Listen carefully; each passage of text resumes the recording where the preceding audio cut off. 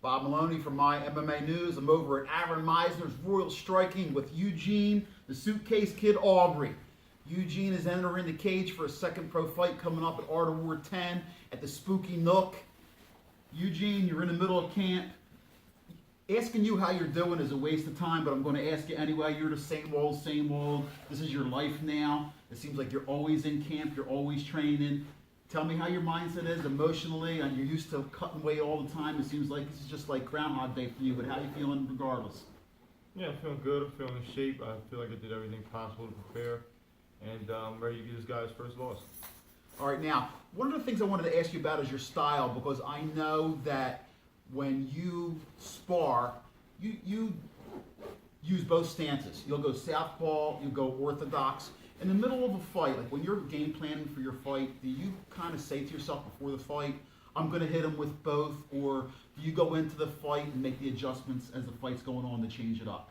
Well, the goal is to just be well-rounded and do anything possible to create more opportunities to either strike, take him down, or just win the fight overall. Like, it's just the more things you can do, the harder it is for your opponent to beat you. You know, it's just more things that they have to worry about and defend.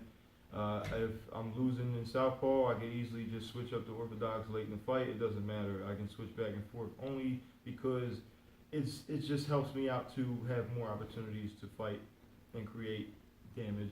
So it's just angles and things. It's just more things I have in my repertoire, the more things he has to defend. That's all. It's just a tool belt. So you got your hammer, your your nails, your screwdriver, your flashlight. It's just more things on the tool belt. There's more things you got to worry about. And that's just really what it's all about. Let's go back to your pro debut, CES. You were live on TV. You came out very impressive, and you finished your opponent in the first round. Tell me what you remember about that fight. When you think back, what's the first couple things that come to your mind? Well, honestly, it just got to come out sharper. You know, I just didn't like the fact that I got hit big early, and then other than that, it was business as usual. It's what I knew I was going to do. I didn't think the guy had anything for me. You can't train 3 days a week and beat me. So it's like if you want to beat me, you got to be training all the time. All right, well, listen, your opponent, you're kind of going to be in a little bit of enemy territory. This is his neck of the woods. Jake Kozoroski is his name. Right. Okay, you said he has a little bit of a wrestling background. Do you change your game? Do you change your strategy knowing that you were able to scout him a little bit, or do you just come to work, do the same thing over again, and let him worry about your game plan? Well, strategy's always got to be different for each opponent, but I mean, he will be my smartest opponent. His corner will probably be the smartest corner I've ever fought, as what I would say. They have a real good idea of what they want to do, but he has bad habits. He's not fundamentally glued well, and that's just what I'm going to capitalize on. That's what I see. Well, listen, I know that when skill sets are pretty close to even, a lot of times it comes down to cardio. And we were talking, you do most of your cardio, you do all of your cardio still in the gym, right? Am I correct? You don't really get out and do any running, and all your cardio is basically hitting the pads and inside the gym. Is that how a lot of your teammates are these days? Nah, I just think that's something I really do. I think a lot of guys still believe in road work. I think road work is a little overrated. I think it's good to run. You should maybe run once in a while, but it's not really necessary. I want to do things that are more applicable. So I'd rather hit pads for an hour and just not stop. No rounds and do things like that. Marathon rounds. If you can do that, then the fight will be easy regardless. Well, listen, seems like every time I see you, you look like you're getting bigger, man. You're tall. The genes in your family are big dudes. 55. You think this weight cut's going to be any harder for you? You don't know what the future lies, or you're just going to take this fight and then see how much you weigh a week or two after?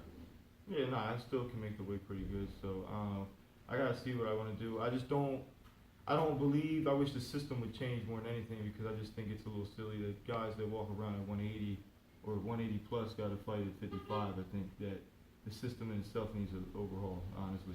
Do you like what Eddie Alvarez did going to 1FC? I know you had told me before that you were a fan of what they do as far as the hydration test and their weights. Yeah, because it's just they're gonna make you have to cut the weight healthier. Like you can't. They're not gonna let guys get on a scale dehydrated, and so you're just gonna have to be lean and in shape, and that's really how it should be. So, all right. So Art of War 10, you're going for the finish. That's how you train.